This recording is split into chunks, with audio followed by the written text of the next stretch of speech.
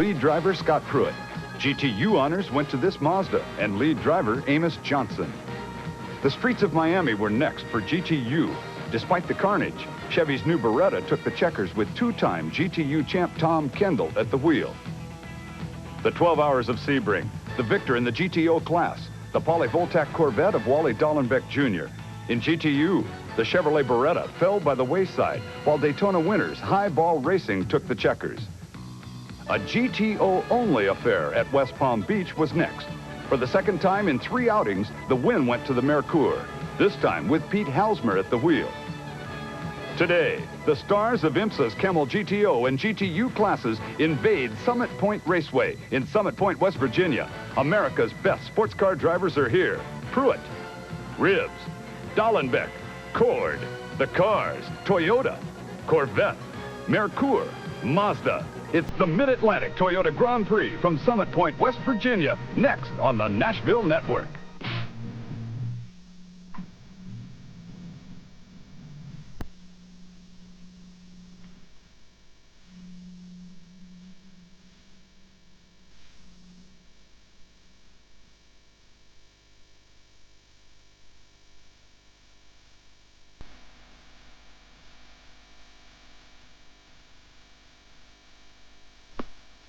Hello, I'm Bruce Flanders, and welcome to Summit Point Raceway. We're here for the International Motorsports Association Camel GT Racing, featuring the GTO and GTU divisions. With me to cover the action, the host of the Nashville Network's Hidden Heroes, Dave Bowman. You'll meet him a little later. But right now, the story thus far this weekend has been the weather.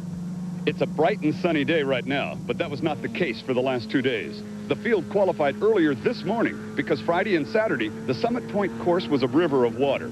Rain hampered practice and qualifying, so the 39 teams on hand had only minutes to set up their respective machinery. With that in mind, some of the top competitors did not qualify in their usual grid positions. This is a 3-hour race, so pit stops and in some cases driver exchanges will be a factor. It's called the Mid-Atlantic Toyota Grand Prix. It's sports car racing at its best, and it's coming at you right now on the Nashville Network. The Mid-Atlantic Toyota Grand Prix is brought to you by Toyota Motorsports, where technology on a fast track is built into every Toyota car and truck you buy.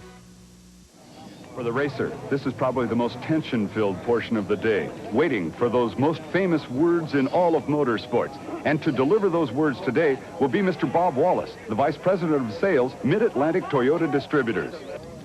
Gentlemen, start your engines. A total of 39 cars have survived the qualifying under the strange conditions, and now with the sun out and shining brightly, they're getting ready to roll them away from the pre-grid area and start the warm-up laps. Now, there are 2 different divisions of cars out here, the GTOs and the GTUs. That's the quickest qualifying GTU, driven by young Tom Kendall out of La Cañada, California. Let's meet him and talk about the car a little bit more.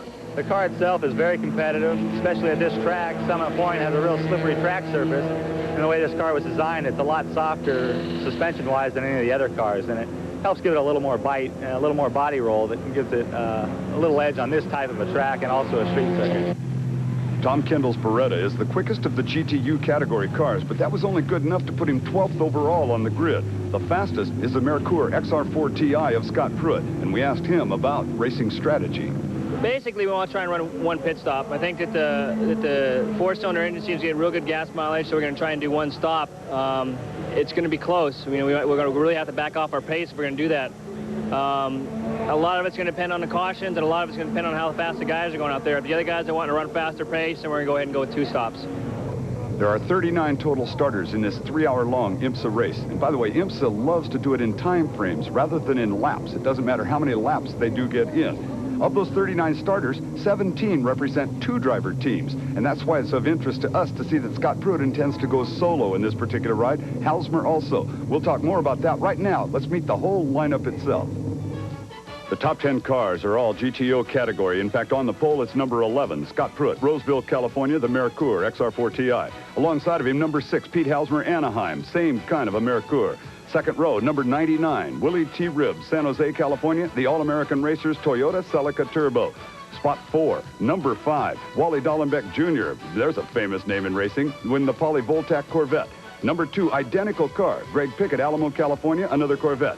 Number 30, Buzz McCall and Jack Baldwin, our first paired-up group in the Skull Bandit Camaro. Number 98, Chris Cord and Dennis Ossie, paired up in the All-American Racers Toyota Celica Turbo. Number 33 is Andy Pettery, Greenwich, Connecticut, and Craig Carter, Marion, Indiana, in an early Roush Racing Ford Mustang. Number 38 is Roger Mandeville and Kelly Marsh in the Mandeville Rotary Mazda RX-7. And finally, number 76, John Morton, a wily veteran, and P.J. Jones, son of Parnelli, in the Mazda RX-7.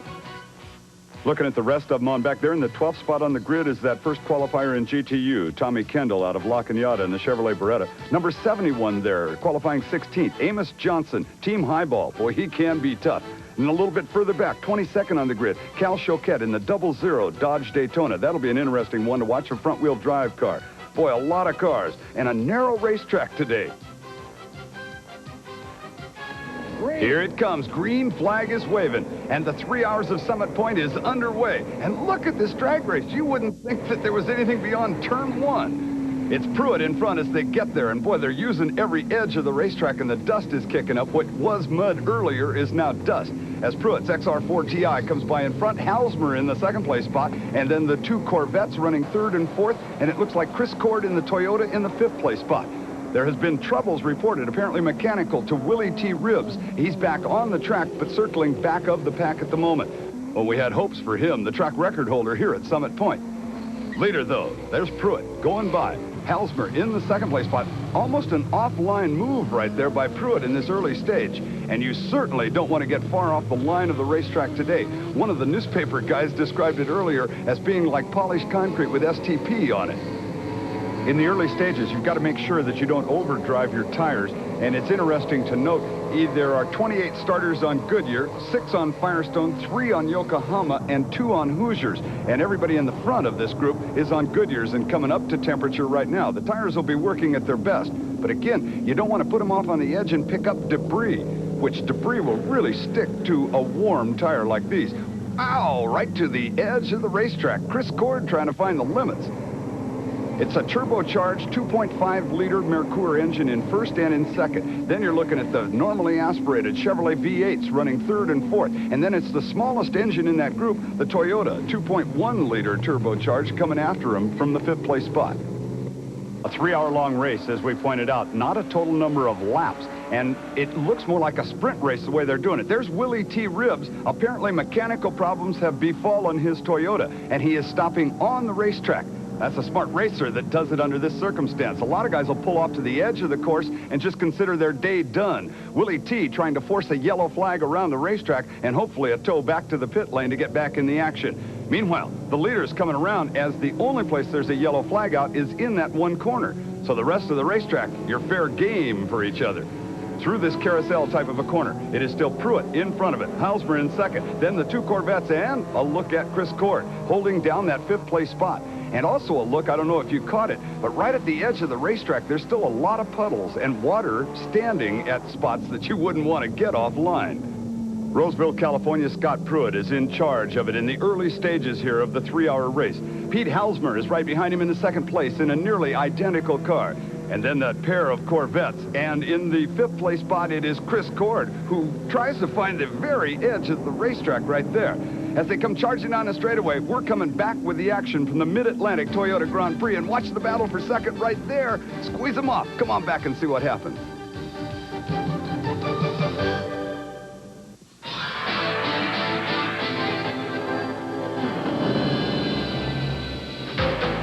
Winner, Manufacturers Cup Challenge, Toyota. Winner, IMSA GTO Series Championship, Toyota. The only manufacturer to ever win both car and truck championships in a single season. Winning technology. You'll find it reflected in every Toyota you buy. Toyota quality. Who could ask for anything more? Okay, Dave, we blocked it off solid. Okay, come on, back it out of there. Come on. Last year, racing on the same Haviland Supreme motor oil you can buy anywhere. NASCAR Rookie of the Year, Davey Allison, and the Haviland Star Racing Team won 2 races, 9 top 5s, and set 1 track record. All set, Davey? All set. If Haviland Supreme performs this well under the extreme heat and stress of a racing engine, imagine how well it will perform in your engine. Great time. Haviland Supreme, cool under fire.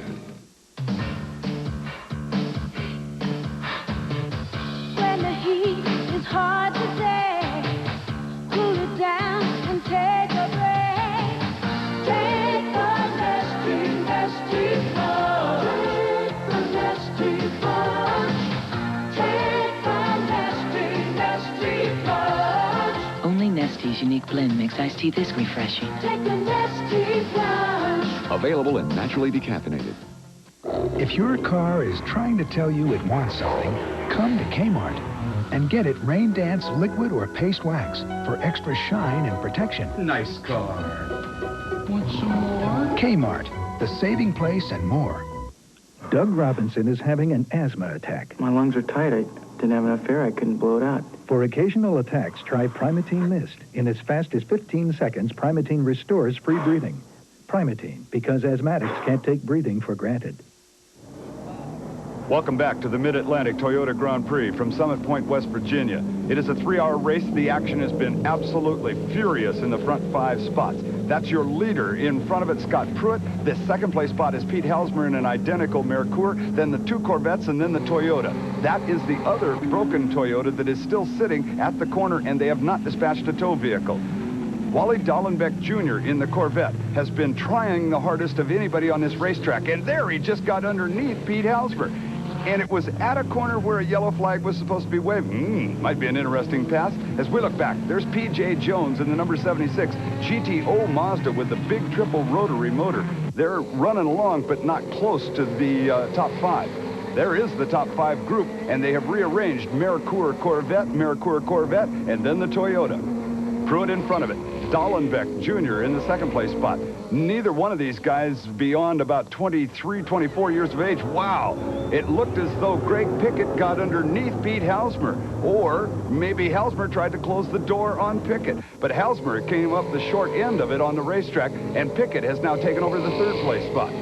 Also moving up the ladder, Chris Cord in the Toyota now sits 4th. And Pete Halsmer tries to get his Merkur back into the race action and hold on to the number 5 overall spot. He's getting up to speed, but here comes the number 6 and 7 running car right behind him. Halsmer, what did cause the incident? Let's take a look and you decide. Watch the 3rd and 4th place cars as they come together here in the replay in the corner. Boy, who did own that corner when they got there? Number 6 ends up spinning around the Merkur. The Corvette, with very little damage, continues on and, in fact, takes over 3rd. And the big problem for Pete Halsmer now, whose glasses are probably steaming just a little bit inside, is to get the Merkur relit and pointed the right way. Back to the racing action on the course right now. And the number 2 Corvette, with a little tire smoke there as he went through the corner, is up to the 3rd place spot. And Chris Cord in the Toyota right behind him now in the 4th place position. There is your leader, Scott Pruitt, and Wally Dallenbeck Jr. on him as they go by the still stalled car of Willie T. Ribbs. It's a 2-mile-long racetrack here at Summit Point, West Virginia, and you can kind of get lost in it unless you've got a map. So now, let's take a look at where the course does go. The racetrack itself is a 10-turn, 2-mile loop, primarily right-hand corners. And as you look at this map, we'll be breaking it up into different sections so that you can follow along with us, and then going to video to actually see the cars run through the course itself. There's a campground at this facility, and thousands of people have spent the whole weekend. Now watch as the map changes. We're going to highlight from start-finish, clear down through the loop. This is where the cars are coming at their fastest velocity, but also have to do just about their most serious braking. Here comes one of the factory Toyota cars right now. Watch the nose and its relationship. Brakes are on right now. And suddenly that car is hauling down a lot of miles per hour. There's a right-hander here, changing radius, and then another soft right-hander called turn 2. Turn number 3, a left-hander, and the highest speed left-hand turn on this primarily right-handed course. On the left for the driver, it's a forest. On the right, the spectators get to see anything he does wrong. Now, this one, you've got to be in the exact right position, or when you exit, you're in trouble. Kind of a short straightaway then as you move on down to the next series of corners, which will demand precision. 4, 5, 6, 7, and 8. It's quite a combination called the Chute, Ev Gardner Turn, and the Carousel. At least those are the names they're known by locally. The number 98 Toyota Celica once again nimbly bringing you through here. If you are stuck here behind a slower car, you're stuck behind that car for a long time. So you needed to make the pass earlier. If you go offline, you're going to be once again in deep trouble with dirt on the tires. Turn 9 and 10 are linked by what looks like on the map a short straightaway. It has some elevation change. It's kind of a little roller coaster ride. And as you come through there, there's pit entry on the right-hand side for the driver. Once again, the Toyota coming through there by pit entry and then exiting out through 10 onto the straightaway. When they get out onto that straightaway, there is the start-finish line. Pit, as we have said, is on the right-hand side. By the way, we had some radar readings in the practice session. Halsmer was the quickest at 169 miles an hour, Pruitt at 165, then Willie T in practice at 161, right about here. Back to the racing itself, and as you can see, the GTO race for the lead is still tight together. Number 11, Pruitt, with the number 5 car of Wally Dallenbeck Jr. sitting right behind him. Through that carousel type of a corner they go once again.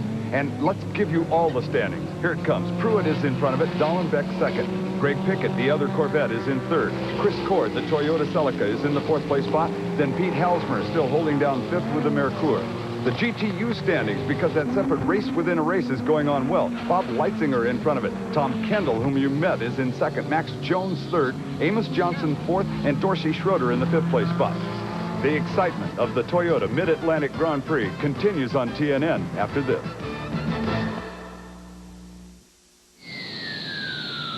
The 1988 Toyota Celica. Its powerful 16-valve, 135-horsepower engine propels you to the limit, while you glory in Celica's sleek, aerodynamic shape. The 1988 Toyota Celica. The power and the glory. Toyota quality. Who could ask for anything more? It takes a powerful engine to make Terry Vance's bike go over 160 miles an hour. But Byron Hines, his mechanic, knows it won't go anywhere if one small part isn't working right. That's why he uses parts he can count on, like Autolite double copper spark plugs. They're made by the only American company that puts copper in the seal and the center electrode, so they can stand up to engines like Terry's. And they're great plugs for your bike. But don't take it from Terry Vance. Take it from Byron Hines, his mechanic. Autolite.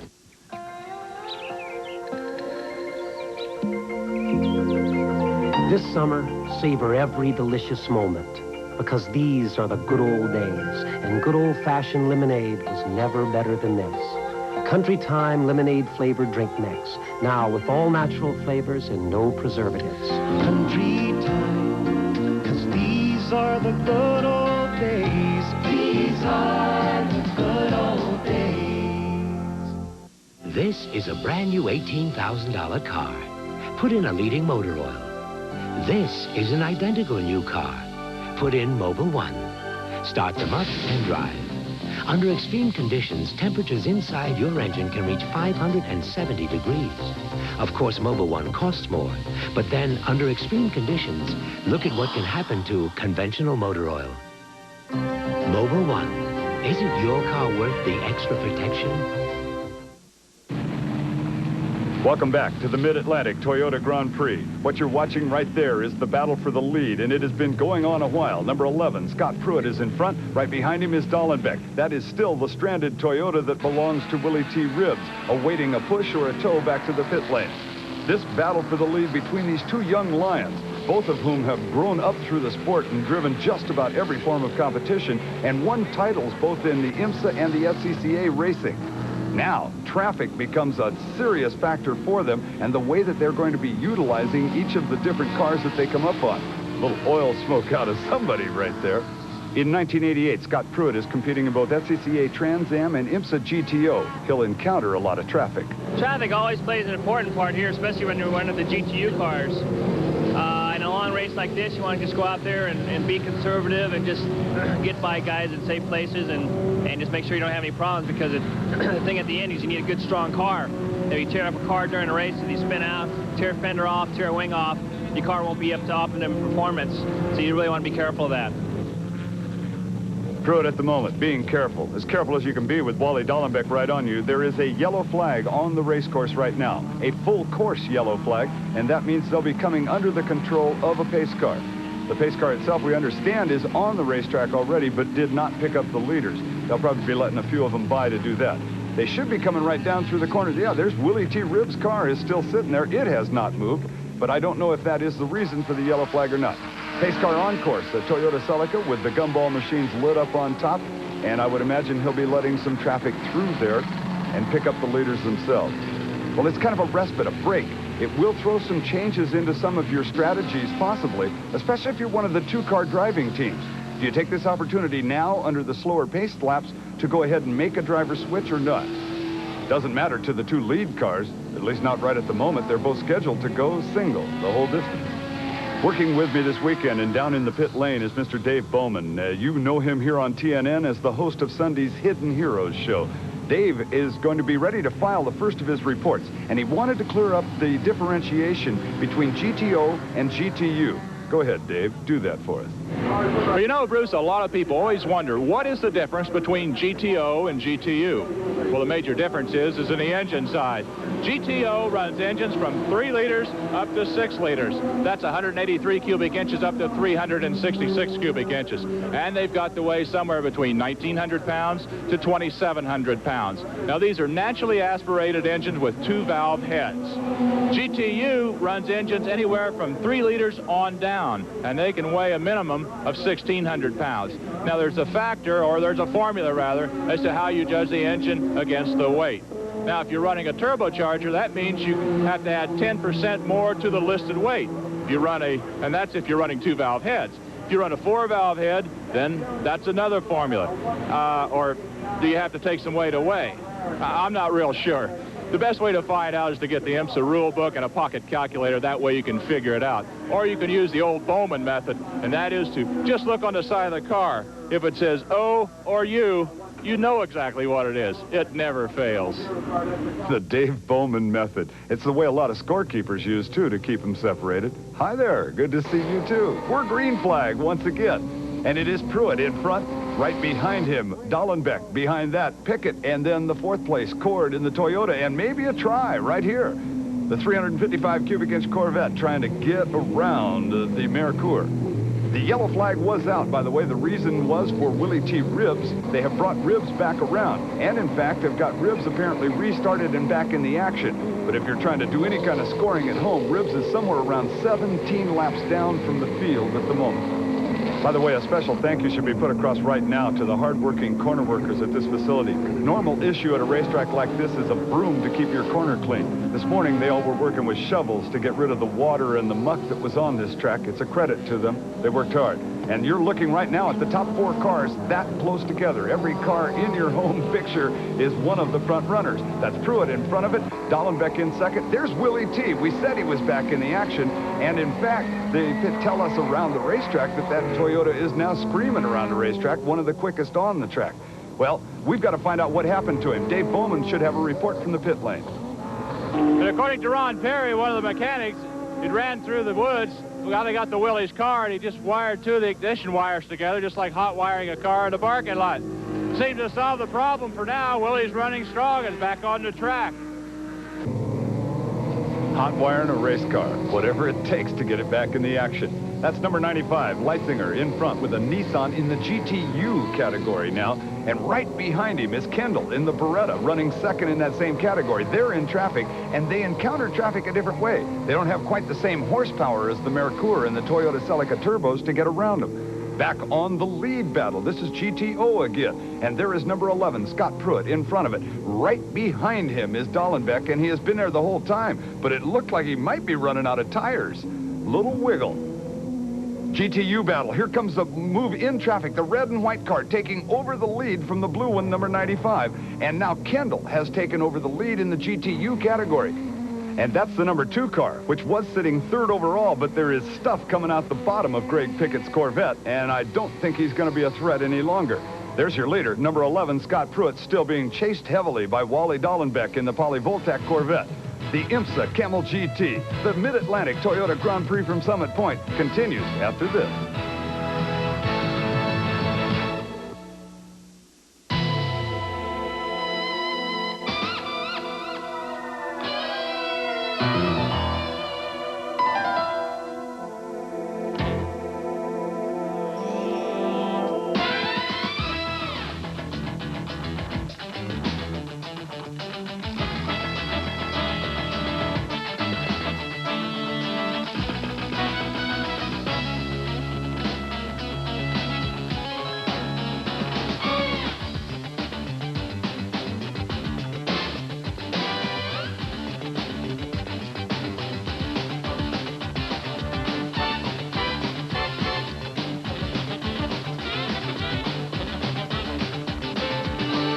multi-valve performance series from Toyota. A very tough act to follow. Hi, how was your day? Usual.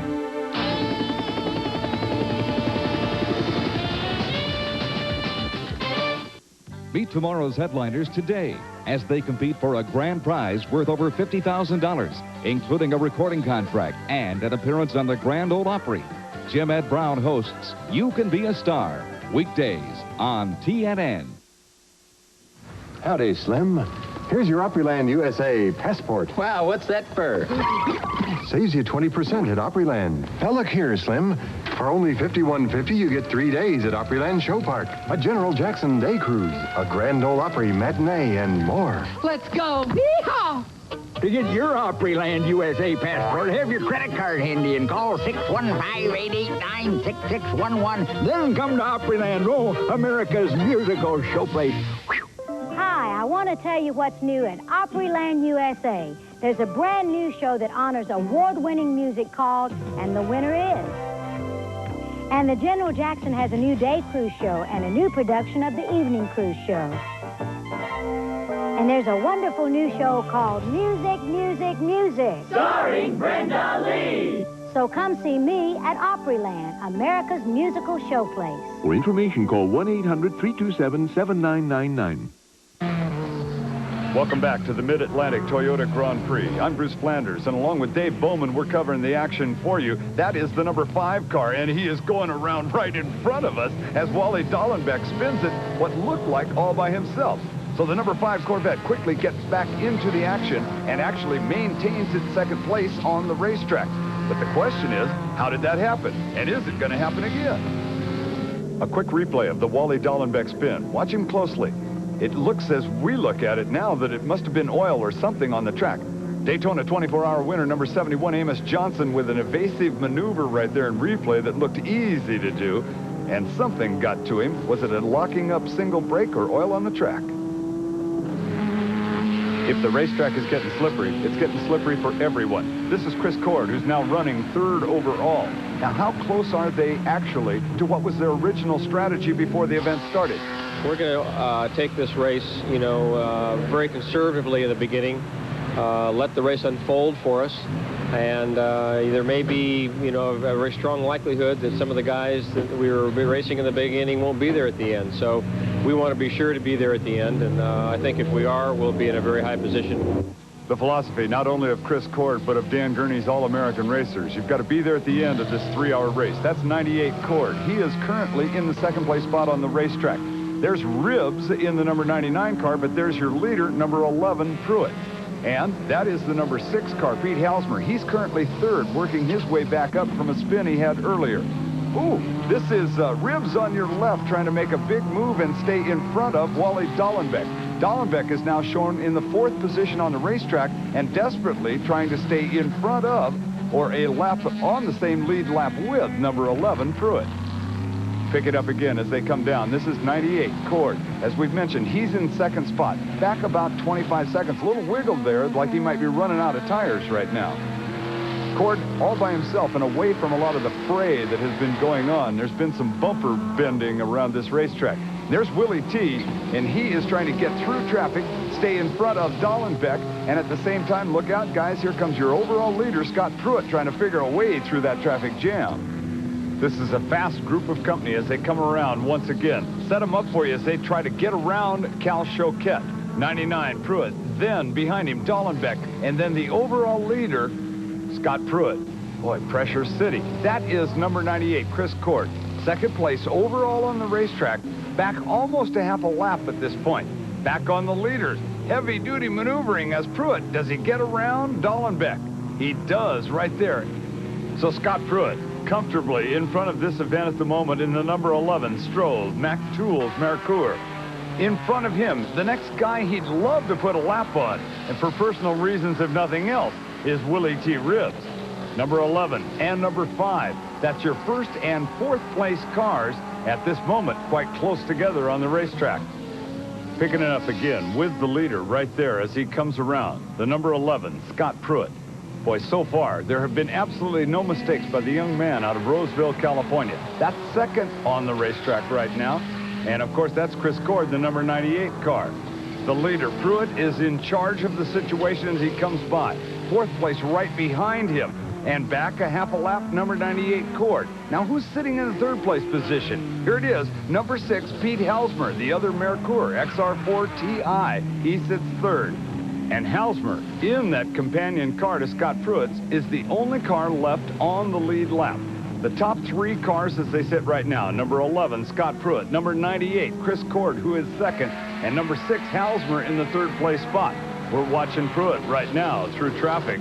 Boy, tough assignment. We're watching Cord challenging, but he's not got a lot of traffic in front of him. And then behind him a ways, there is the number 6. That's Halsmer. To stay anywhere near the front, you've got to have the greatest of brakes, and Dave Bowman investigated the brake story. One of the most important systems of any race car is the brake system. This is the front brake assembly on the Toyota GTO car that Willie T. Ribbs drives. The rotor is 1 inch and 3/8 inches thick, and it's over 13 inches wide. It's ventilated and it's cross-drilled. The reason for that is this rotor gets extremely hot, up to 12 to 1300 degrees under racing conditions. Therefore, you have to get air through the rotor in order to cool it. The brake pads will be half worn out after just 3 hours. In order to do a complete brake job on this car, it'll cost over $1,000. So the next time you go to have your car repaired and have a brake job done on it, just be glad you're not driving a GTO car. Back to you, Bruce. Well, it may be a $1,000 brake job, Dave, but at least it's done in a hurry and ready to go again. We're testing the brakes right now on the number 1 car that you're looking at. This is the brand new Chevrolet Beretta. Well, brand new this season anyway. It was already a winner on the streets of Miami. Tom Kendall driving it. Back-to-back champion in this GTU division. It's a 2400cc V6 Chevrolet. And right now, the car he's setting up to go around is his older brother, Bart Kendall. Bart Kendall's no slouch, and that particular Mazda that Bart is running is probably one of the highest mileage cars in all of IMSA racing. Again, the red and white car making the move inside with the brakes on now is the leader by about a half a lap in the GTU division. And it is a state-of-the-art tube chassis, peerless built Chevrolet Beretta. It has impressed the field and taken the rule book right to the ragged edge. The Kendall brothers together, Father Chuck, a former driver in IMSA racing, probably kind of giggling to himself right now. Back on the leader, this is number 11, Scott Pruitt, who's been working traffic masterfully. He is coming up behind Kendall right now. In fact, probably soon to put a lap on him.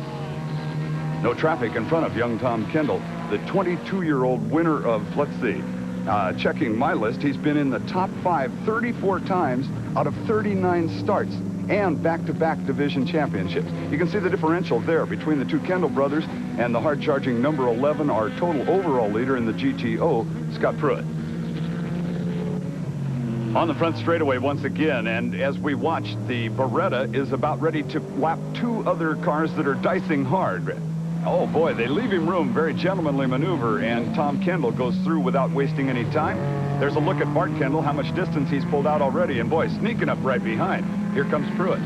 Pruitt, with 53 starts in Camel GT racing, has 10 wins already to his credit. Over 20% of the time he gets in the car, he stands on the victory rostrum. Here comes the second place overall car, Chris Cord, about a half a lap behind the leader right now, and one of only 3 cars on the lead lap. A little wiggle right there, too, like he might be getting ready for tires. A little shot of Kendall, and here's Pruitt working that traffic, and Bart Kendall following him right through the same area. Pruitt this year has already tested in a Formula 1 car and driven at Long Beach in an IndyCar. He had breakage there, but he is certainly climbing up the ladder in open-wheel competition after starting in open-wheel competition called go-karts. Chris Cord in the number 98 car, they're just getting smoothly through some traffic. He's the Beverly Hills investment banker Monday through Friday. Boy, that makes a difference when you put the helmet on Saturday and Sunday. This particular Sunday at Summit Point Raceway in West Virginia, number 11, that's your leader, Scott Pruitt. He's the only one who will need investment counseling. Here's a look at who else has contention at the moment. It's the Mid-Atlantic Toyota Grand Prix coming back after this. You wouldn't back out on your baby brother now, would you? Me? Hey, here it comes. I see it. All right. She's all mine now. Hand her over. Right here? Hey, deal's a deal. I can't believe I agreed to this. When a truck is built to last, like a Toyota, there's no telling how many times you'll hand it down. The hat? Thank you. Long-lasting Toyota quality. Who could ask for anything more? How hot can it get inside your car's engine? This hot. 570 degrees under extreme conditions. Take a leading motor oil. Take Mobil 1 and watch. Of course, Mobil 1 costs more, but under extreme conditions, when you see what can happen to conventional motor oil, it doesn't pay to play with fire. Mobil 1, isn't your car worth the extra protection? July on TNN sizzles with the hottest entertainment around. Escape to the Caribbean with the Gatlin Brothers and enjoy a fantasy vacation of country music hits and water sports in the Cayman Islands. Don't miss this full hour of fun and music on the Great Gatlin Getaway. Then, it's the Best of Country Rock Showcase as host Charlie Daniels welcomes David Lynn Jones, Mason Ruffner, Stevie Ray Vaughan, and the legendary Southern rock band Leonard Skinner to Charlie Daniels' Volunteer Jam 13. And TNN will take you behind the scenes for a special look at this popular concert. Join host and founder Charlie Daniels for Volunteer Jam 13, Part 2. And Saturdays on TNN bring you vintage rock and rollers from the 50s and 60s as Wolfman Jack hosts Rock and Roll Palace. Then you'll see the stars, hear the music, and feel the magic of the Grand Ole Opry live. It all happens in July on TNN. Sports Sunday, July 31st. The action's awesome as TNN brings you the show-off excitement and danger of Wheel Standers exhibition racing. Plus, you'll see the thumping, bumping, car-crushing muscle of monster trucks. And you'll feel the thunder and lightning of jet-powered dragsters, funny cars, and specialty vehicles. The sparks fly, hot and heavy, on Show and Go. Sports Sunday, July 31st at 1 p.m. Eastern, 10 a.m. Pacific on TNN. Welcome back to the Mid-Atlantic Toyota Grand Prix. Bruce Flanders and Dave Bowman covering the action for you on a TNN Sports Sunday. And the Camel GT drivers have shown up in droves. But at the moment, as you can see on the leaderboard, number 11, Scott Pruitt, is in front of it and controlling the GTO race, if you could call it control. He's never put a wheel wrong, and he's been quick. The GTU division, the separate race within a race, Tom Kendall and the Chevrolet Beretta in charge there, and as comfortable of a margin as Pruitt has right now, about a half of a lap of this racetrack. They're reporting now that the pit signal has been given to Chris Cord, so anticipate Cord into the pits, and also probably it's time for Halsmore or one of the Roush-built Fords to also be in the pit lane. Well, this is going to be interesting. Pit action coming up. In fact, it's in the pit lane now. The Toyota pit lane is certainly alive as Dennis Ossie in the yellow helmet opens the door. Chris Cord climbs out. At the same time, they're cleaning the windshield, adding fuel, and putting a fresh tire on each of the four corners. Now watch Chris Cord readjusting the straps for the driver, Dennis Ossie. It's an efficient use of personnel, but second place on the racetrack is going to change right there as number 6 is going by and Halsmer is back on track in second. This is Buzz McCall changing drivers with Jack Baldwin and the Skoal Bandit Camaro. Here is Dallenbeck Jr. He wasn't scheduled to make a driver change, but it looks as though Greg Pickett is going to get in the car. If you've been with us the whole time, you know that Pickett at one time was running second in his Corvette, but it blew up. There's the number 98 car back out onto the racetrack, and it is Dennis Ossie behind the wheel, a member of Dan Gurney's All-American Racers team out of Santa Ana, California, one of the members who took that GTO championship for the Toyota team last year. Let's take a moment now and meet Dan Gurney, the legend, and his crew. When American racing legends are mentioned, Dan Gurney is always brought up in the same breath as A.J. Foyt, Mario Andretti, and Richard Petty. Gurney has done it all. He's won the 24 Hours of Le Mans, won in IndyCars, enjoyed success in Winston Cup stock cars, and is one of the only 2 men in racing history to win in a Formula One car designed by its driver. Now add to the list a winner in the International Motorsports Association GTO class with the turbocharged Toyota Celica team. Gurney's All-American Racers, based in Santa Ana, California, have joined forces with Toyota to reign supreme in this hotly contested series.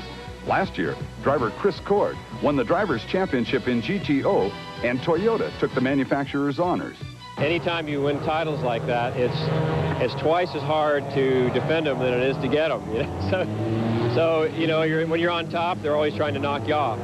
In an attempt to close up the performance gap between Toyota and the rest of the GTO competitors, IMSA decided to saddle Team Toyota with some additional weight for 1988.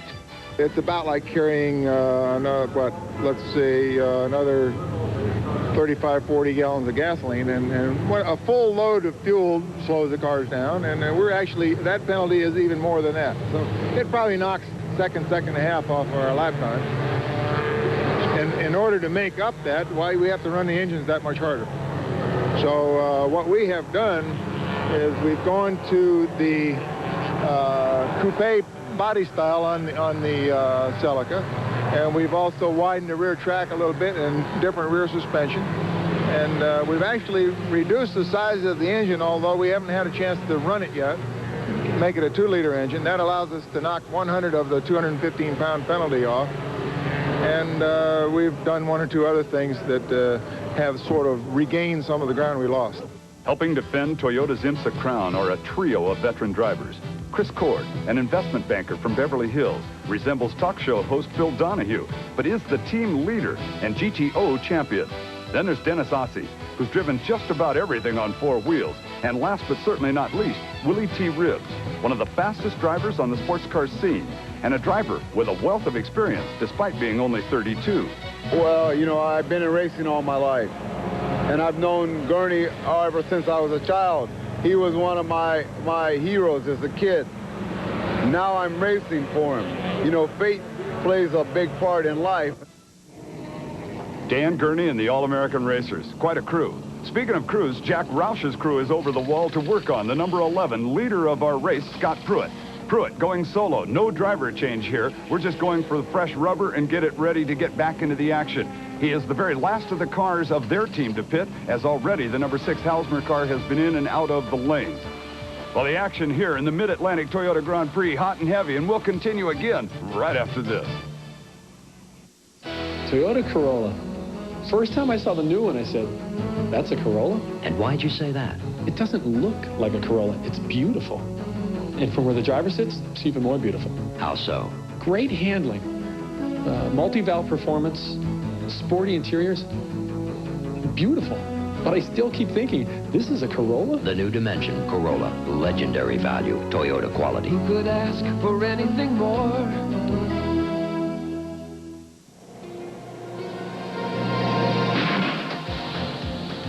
When the heat's on, motor oil viscosity can break down. To help keep your engine cool, trust Haviland Supreme, the motor oil that's cool under fire. Haviland's viscosity booster helps protect engines against wear under extreme heat and stress. Up ahead, there's Mexico.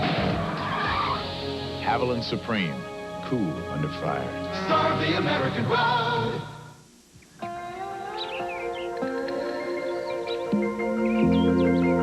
This summer, savor every delicious moment, because these are the good old days, and good old-fashioned lemonade was never better than this. Country Time lemonade-flavored drink mix, now with all natural flavors and no preservatives. Country Time, 'cause these are the good old days. These are the good old days. Hold on. So, did you check out any other 4x4s before getting another one of these? Sure. There were some a little cheaper. So how come you stuck with Toyota? Well, my old one never let me down. How many things can you say that about? Yeah, but if you could have saved a few bucks, why take chances? What chances? You got any idea how far it is back to town? Toyota quality. Who could ask for anything more?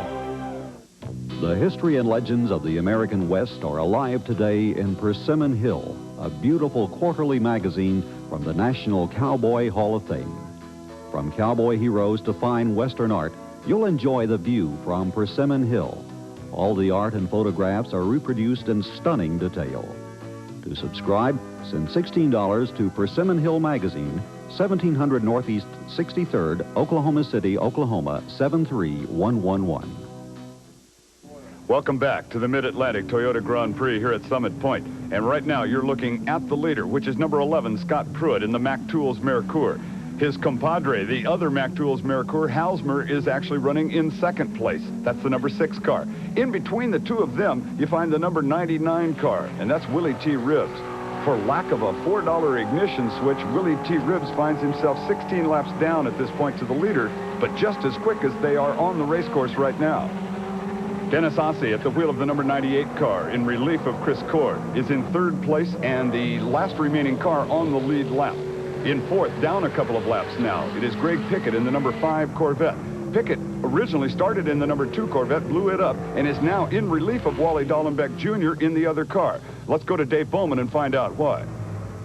We're in the pits with Wally Dallenbeck. Wally, what happened out there? Well, we were running fine, and I just got tangled up with slower traffic there, and we knocked something out of the rear, and the car's not handling real well. It's very loose, and I just didn't want to sit in there for 3 hours. It was getting hot, and I knew Greg that was in the pits, and I just figured that to put a fresh driver in because the car was really a handful. Wally Dallenbeck Jr. says that his car was not handling properly. It's a real handful. Well, we'll try to catch up with it in a minute. If you've got a handful of a car on this racetrack, you're in trouble because the racetrack hasn't gotten any wider. It's got dust and grit on it as the second place car, Halsmer, motors past us. There is Willie T. pulling away from Halsmer. Here is Pickett in the number 5 Corvette, the one they say doesn't handle well, through the carousel corner. Uh-oh, a quick snap roll and a fine evasive maneuver there by number 98, Dennis Ossie. Ossie could have collected them both and done some severe damage to them. Greg Pickett, 41-year-old driver, rewriting the car now, getting it pointed the right direction. And the Polyvoltac Corvette comes around as Andy Petrie and Craig Carter try to take advantage of the situation and get by. Here's the replay of that action. Keep your eyes on the number 5 Polyvoltac Corvette as it's about to go around. Jack Baldwin, though, following him in the number 30 Camaro, does not know that yet. He's beginning to get an indicator, though. As Pickett circles around in that evil handling car, Baldwin misses him, and then out of the left comes Dennis Ossie right there. Hard on the binders, Ossie avoided any paint changing going on between the two cars. He could have collected him, and it could have been an expensive proposition. Back to the racing action now in the Mid-Atlantic Toyota Grand Prix. There are 3 cars in the GTO division that are on the lead lap. That is third place going by and just powering by. Dennis Ossie now at the helm and in relief of Chris Cord. Soloing has been our overall leader, number 11, Scott Pruitt. And Pruitt's Mercure running well as he comes by at one of the fastest portions of this racetrack. You know, the Camel GT drivers are an interesting group of people to meet. Occasionally, if you're lucky enough, you get an autograph or a chance to meet with one of them. Well, Dave Bowman came up with the idea of having a roundtable discussion and maybe finding out a little bit more about the personalities and how they interact with each other. So now, let's go to Dave Bowman's roundtable. And now it's time for Dave Bowman's Roundtable, starring Dave Bowman. Dave's guests today are Willie T. Ribbs, Greg Pickett, Jack Baldwin, and Pete Halsmer. Let's join the roundtable already in progress. Last race at Palm Beach, I was accused of being one of the dirtiest guys around. In fact, I was the ringleader of the bash crowd. And that is a quote from Jack Baldwin. He says, well, when Willie T came in here, the crashing and the bashing started. He came in, you knew when you saw him coming up the mirror, he was going to hit you, quote, unquote. That's what he said. That's what Baldwin said. It's true. It's true. And you know it's true. You did start it. And it didn't start at West Palm. It started years before that at your first Trans Am race. Your very first. Your very number 1. Uno number 1. That's right. And you know who was in? Yeah, that's right. Willie, you remember this track. We're here at Summit Point. I remember the ride you gave me right here at this very racetrack. When you hit me at 70 miles, I was trying to slow down to about 30. What'd you hit me at, 70, Willie? I would say at least that. I never got off the gas. You came over to say hello, didn't you? Hi, Greg, how you doing? Well, there you have it. They'll all probably be there right at the end fighting it out. And as you can see, when they're not driving, they're sitting around trying to tell the biggest story about each other. Take it back to you there, Bruce. Thanks a lot, Dave. An interesting look at some of the top flight IMSA Camel GT competitors. And that is number 99, Willie T. Ribbs, right now, shown on the leaderboard in 9th place overall at this point on the race. Oh, and the race, 3 hours worth of it. It looks as though they're going to go well over 120 laps of competition around this 2-mile track within the 3-hour time frame. 9 different brands of cars actually took the green flag. And that's kind of a tribute to IMSA and the way they have weighted and balanced out this whole system so that you can run a turbocharged car of small displacement against a big inch car that's carbureted. It makes for interesting competition, a lot of different brands, as we said. And at this very moment, about 24 or 25 of them left in competition on the racetrack itself. Watching right there, there is your 2 different leaders. GTU category, the number 1 red car of Tom Kendall. The GTO category, our overall leader, number 11, Scott Pruitt. And we're down to just about the end of the 3 hours here at Summit Point. Pruitt puts another lap on Tom Kendall and sets his sights after Dennis Ossie. Ossie, at age 42, started his first drive in IMSA in 1974. There's Amos Johnson, I think, in the number 71 car. Mechanical problems apparently befalling him. Back on the leader, and the windshield wipers are going. It is not raining here. The only car on the racetrack with its windshield wipers going is Scott Pruitt. Maybe he's decided to start waving to the crowd early. I know he doesn't have a way to really clean the windshield, but it's bound to be getting dirty at this point in the competition. Through the carousel corner once again, the number 11 car. And boy, just now, what, about 10 car lengths back of Dennis Ossie. If this were a 15-round championship fight and Dennis Ossie's gone the whole 15th round, he doesn't want to get knocked out here on this last lap, so he'll be attempting everything he can to stay in front of the hard-running Pruitt. Ooh, and I mean, they're squeezing on each other right there. You wouldn't think that this thing is over and that the leader is supposed to be on cruise control. Coming around, they're headed for the checkered flag here at Summit Point. And on behalf of the staff and management that put this TV show together, we'd like to thank Summit Point Raceway and IMSA. It's been exciting. Checkered flag waving, Ossie stays on the lead lap, but Scott Pruitt ends up taking a very well-deserved victory in the Merkur XR4 TI. Cool down now, but not for everybody. They're still racing to the checkered flag. That's Halsmer. He is sitting in our 2nd place position on the racetrack. And he's trying to put a lap on Jack Baldwin, which Baldwin has now apparently run out of horsepower right there in the Camaro. He was sitting in the 5th place position, but something has let go on that car. Halsmer coming by the pit lane entrance. He's on his way to 2nd place in the Mack Tools XR4 TI. The Toyota Mid-Atlantic Grand Prix waving the checkered flag right now at the end of 3 hours. It has been a challenge for both men and machine. 23 cars are running here at the finish area. There is number 11, Pruitt, circling around, starting to wave. There's Baldwin limping back into the pits. He would have been the 24th car still running at the end of the event. It's time now for the drivers themselves to relax a little bit. They wave at the corner workers in the crowd. That's Dennis Ossie. A nice drive for him as he's motoring around. We're going to be back visiting with the winners, checking all the finish results right after this. Come on back.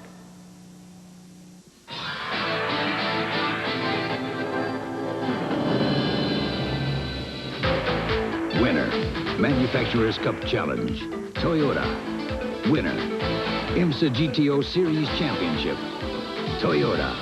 The only manufacturer to ever win both car and truck championships in a single season. Winning technology.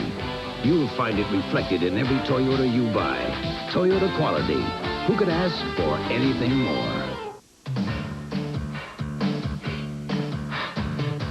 When the heat is hard to say, cool it down and take a break. Take the Nestea plunge. Take the Nestea plunge. Take the Nestea plunge. Only Nestea's unique blend makes iced tea this refreshing. Take the Nestea plunge. Available and naturally decaffeinated. July on TNN sizzles with the hottest entertainment around. Escape to the Caribbean with the Gatlin Brothers and enjoy a fantasy vacation of country music hits and water sports in the Cayman Islands. Don't miss this full hour of fun and music on the Great Gatlin Getaway. Then, it's the Best of Country Rock showcase as host Charlie Daniels welcomes David Lynn Jones, Mason Ruffner, Stevie Ray Vaughan, and the legendary Southern rock band Leonard Skinner to Charlie Daniels' Volunteer Jam 13. And TNN will take you behind the scenes for a special look at this popular concert. Join host and founder Charlie Daniels for Volunteer Jam 13, Part 2. And Saturdays on TNN bring you vintage rock and rollers from the 50s and 60s as Wolfman Jack hosts Rock and Roll Palace. Then you'll see the stars, hear the music, and feel the magic of the Grand Ole Opry live. It all happens in July on TNN.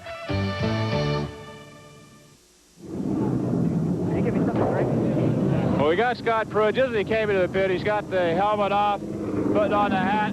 See if we can get a few words with the new champion here at Summit Point. Scott, tell me, how was it out there? It looked like it was really hot. It was tough, and we needed this one. You know, we've been having a bunch of bad luck so far this season, and getting things together and getting things going. You know, I lost it at one lap to go at Long Beach, and coming back here, I just can't say enough. I mean, it takes a group effort to come win these races, and that's exactly what it was. Congratulations to you. Thank you. A very relaxed victor, Mr. Scott Pruitt, after 3 hours. He's on his way to Victory Circle. Let's take a look at the overall top 10 standings. The top 10 in the IMSA GTO Mid-Atlantic Toyota Grand Prix, number 11, Scott Pruitt, took the win, and he is now 16 points in front of the championship chase for the Camel Crown. Number 6, Pete Halsmer, is in second overall on the standings. Number 98, Dennis Ossie and Chris Cord came home third. Number 5, Greg Pickett and Wally Dallenbrecht brought the Corvette home fourth. Jack Baldwin and Buzz McCall limped across the line, actually, to end up with the 5th place position. Going back 6th through 10th, P.J. Jones, the son of Parnelli, and John Morton ended up 6th.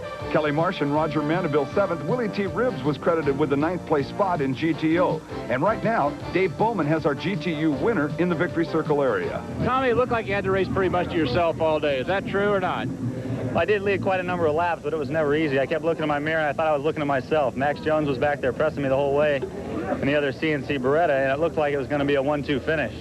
I tell you, after coming back from last year and finishing 10th, which was my worst finish all year, come back and win here at Summit Point really means a lot. Back to you, Bruce. Well, thanks, Dave, and add our congratulations, too, to Tom Kendall. By the way, as the final standings come up, you will not see the name Amos Johnson as he finished outside of the top 10. He was the Camel GTU individual points leader coming into this race, but that put him in a little bit of trouble. Tom Kendall's victory moved him up to 4th place in that point standings. A lot of great racing in GTU. The IMSA Camel GT would not be complete without the champagne spraying that goes on in Victory Circle. Scott Pruitt, who I have never seen take a drink of it, always is good at shaking it on people and pouring it on people, too. Congratulations, Scott. A nice drive. I'd like to take an opportunity right now as the people are making their way out to give a special thank you to Dave Bowman. Boy, the show wouldn't have been half as good without him working the pit lane. And more champagne going on. Tom Kendall, the 22-year-old winner of the GTU division. A congratulations to you, too, sir. From Summit Point, West Virginia, on a TNN Sports Sunday, I'm Bruce Flanders saying bye for now. The Mid-Atlantic Toyota Grand Prix has been brought to you by Toyota Motorsport, where technology on a fast track is built into every Toyota car and truck you buy.